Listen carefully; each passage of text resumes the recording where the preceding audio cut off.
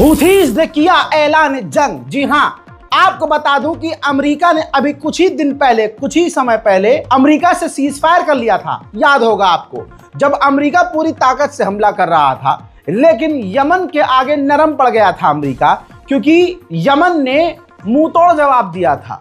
Donald Trump एक ऐसा इंसान जो तुरंत यमन के आगे नरम भी पड़ गया और सीज फायर कर लिया। लेकिन न जाने ऐसा क्या हुआ कि अब अचानक से हूथीज ने अमेरिका की 10 कंपनियों को पहले ब्लैकलिस्ट किया और फिर कहा कि लाल सागर में इस 10 कंपनियों से और खासकर अमेरिका से जुड़े हुए जहाजों को हम निशाना बनाएंगे, हमला करेंगे। यानी सीज फायर सीधा तोड़ने का ऐलान हूथी ने कर दिया है और ऐलान जंग इसी के साथ हो चुका है। हालात और बिगड़ रहे हैं। बात करें हमास की तो आइए, बड़ा टाइटल आपको बता दूं ब्रेकिंग न्यूज में कि पिछले 3 दिनों में कई बार मीटिंग हमास से अरब देश कर चुके हैं, जिसमें कतर है, तुर्की है, सऊदी अरब है, यूएई है और इजिप्ट है। ये बार बार मीटिंग कर रहे हैं और बार बार आपको बता दूं सीधी सीधी बात कि हमास पर दबाव बनवा रहे हैं कि डोनाल्ड ट्रंप ने जो सीज फायर की शर्तें आपको दी हैं और जो नेतन्याहू ने मान ली है, अब बस तुम्हें माननी है, आप भी मान लीजिए। कई बार अब देखिए, वो हमास इसलिए नहीं मान रहा अब तक क्योंकि उसमें ज्यादा फायदा नेतन्याहू का है, इजराइल का है, और हमास का उसमें कम फायदा है, सीधी बात। लेकिन अरब देश उल्टा हमास को प्रेशर में ले रहे हैं। इन देशों का नाम याद रखिएगा, तुर्की, यूएई, इजिप्ट और कतर। ये प्रेशर में ले रहे हैं कि भैया आप सीज फायर कर लो और डोनाल्ड ट्रंप ने जो डील दी है वो मान लो। अब आप देखते जाइए आगे क्या क्या होगा। इजराइल के प्रधानमंत्री नेतन्याहू व्हाइट हाउस पहुंचे थे। जी हां, ये है व्हाइट हाउस पहुंचने की तस्वीर। जिस तरह से ट्रंप सबको रिसीव करते हैं वैसे ही नेतन्याहू को रिसीव किया और उसके बाद कई बातें हुई, लेकिन मेन बात और मेन तस्वीर आपकी स्क्रीन पर। जी हां, माफी मांग ली है। ऐतिहासिक तस्वीर पूरी स्क्रीन पर इसलिए दिखा रहा हूं ताकि जो मैं एक्सप्लेन कर रहा हूं आप समझ जाए। देखिए, जो कतर पर इजराइल ने हमला किया, आखिरकार डोनाल्ड ट्रंप ने और इतना दबाव बनाया कि नेतन्याहू से व्हाइट हाउस के अंदर बैठकर माफी मंगवा दी। अगर आप इस तस्वीर को देख रहे हैं तो नेतन्याहू के हाथ में कुछ पर्चा है, उस पर्चे पर पूरा माफीनामा ट्रंप ने लिख कर दिया है और ये सीधा सीधा उसको पढ़कर माफी मांग रहे हैं। जी हाँ, माफी मांग ली है। कतर के अमीर को भी डोनाल्ड ट्रंप ने फोन लगा कर दिया और आप देख रहे हैं कि ट्रंप के सामने फोन पर अमीर से बात कर रहे हैं कतर के, और उनसे नेतन्याहू ने माफी मांगी।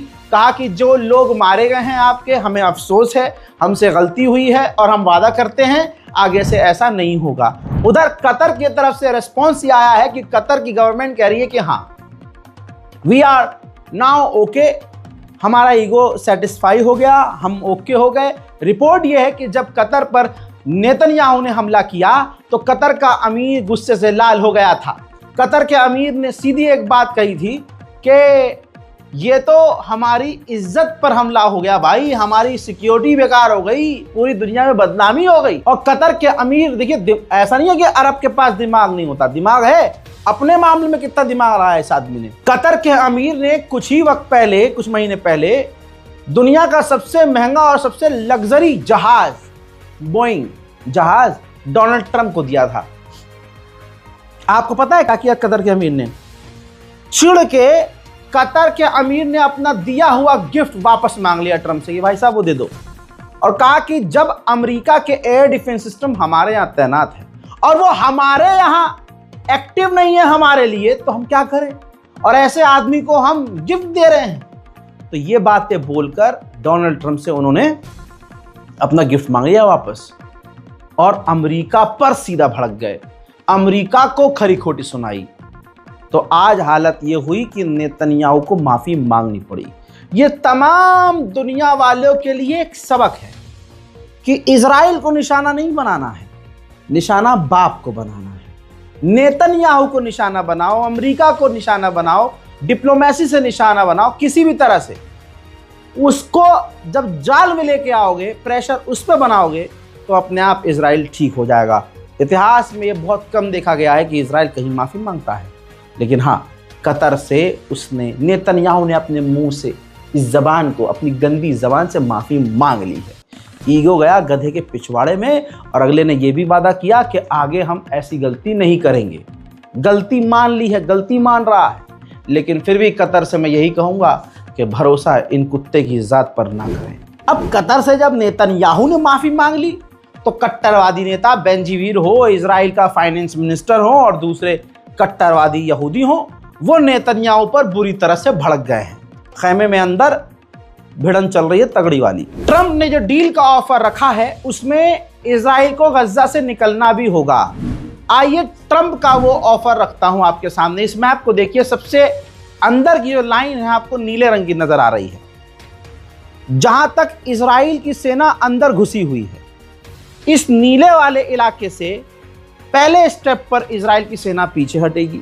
उसके बाद ये पीले वाली जो लाइन है, इस पीली वाली लाइन तक बिल्कुल, यानी पहले गाजा सिटी से बाहर निकलेंगे, फिर खान यूनिस के इलाके से, फिर रफ़ा के इलाके से बाहर निकलेंगे, फिर उसके बाद लाल लाइन आप देख रहे हैं। लाल लाइन जो है वो आखिरी लाइन है। उसके बाद इजराइल की सेना लगभग जो है पूरी बाहर हो जाएगी। और जो आपको सबसे नीचे नजर आ रहा है, जो जाली जैसा चारों तरफ बना हुआ है लाइन के साथ, ये जो है ये बफर जोन होगा, सिक्योरिटी बफर जोन। यानी ट्रंप ने मान लिया है कि इजराइल की सेना गज्जा से पूरी तरह से बाहर निकल जाएगी। कुछ शर्तें जो हैं ट्रंप ने रखी हैं।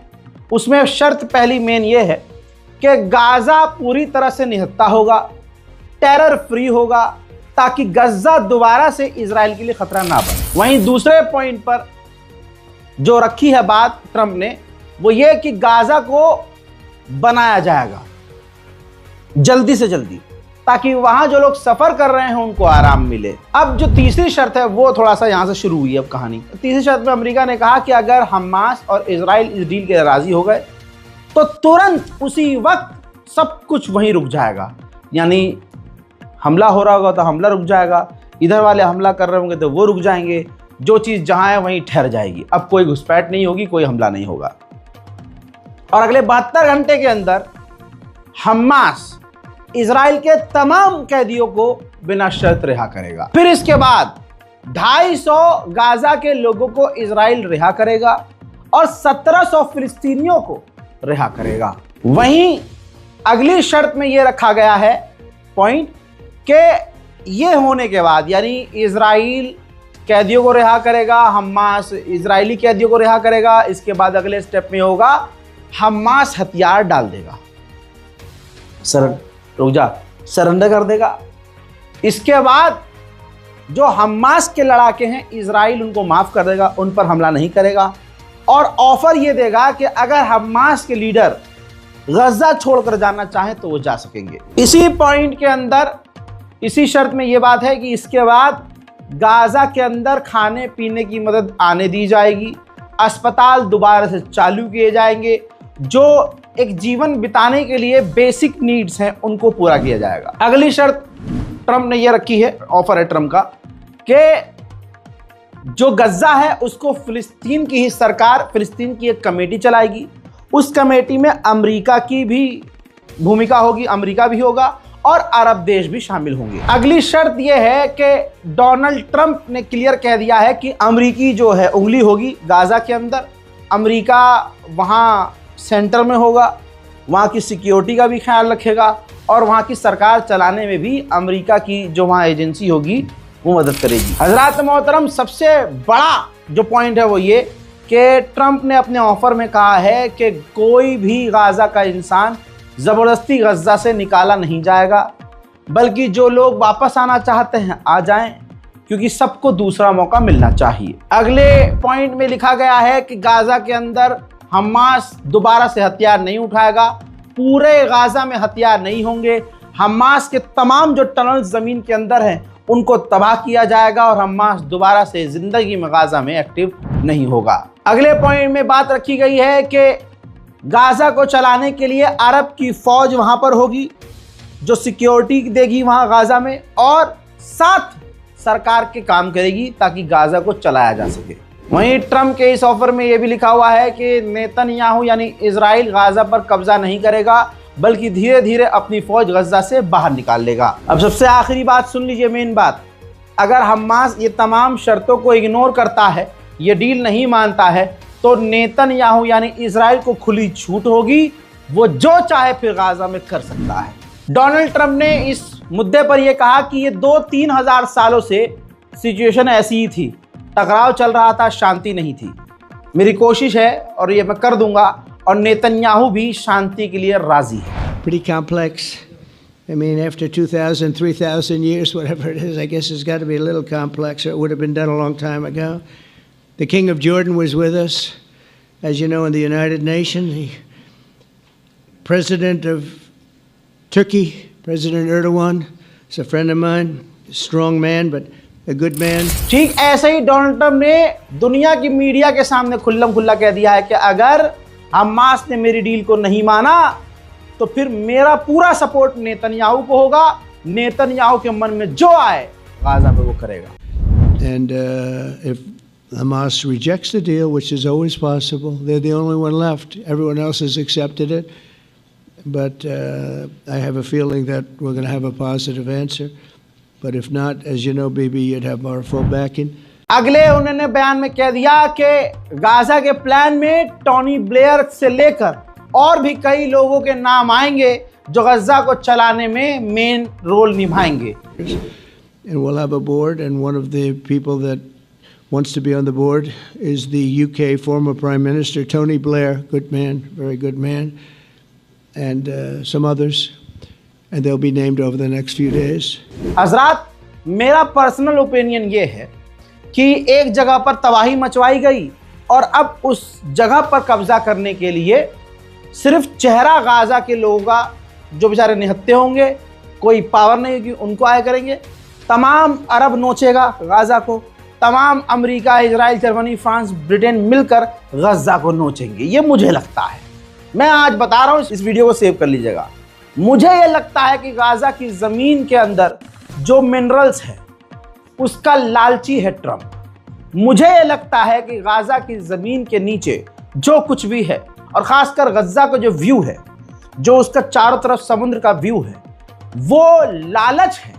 वही लालच है अमेरिका और इजराइल का।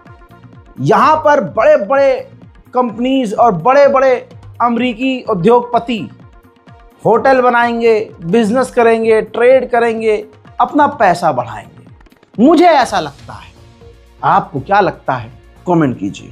फिलहाल इस वीडियो में इतना ही बताऊंगा आपको, क्योंकि लौट कर फिर आ रहा हूं और भी ताज़ा और बड़ी जानकारी के साथ। इस रिपोर्ट को शेयर कीजिए। इस रिपोर्ट के अंदर मैंने आपको बता दिया है कि इजराइल और अमेरिका ने इस डील के लिए क्या क्या ऑफर किया है।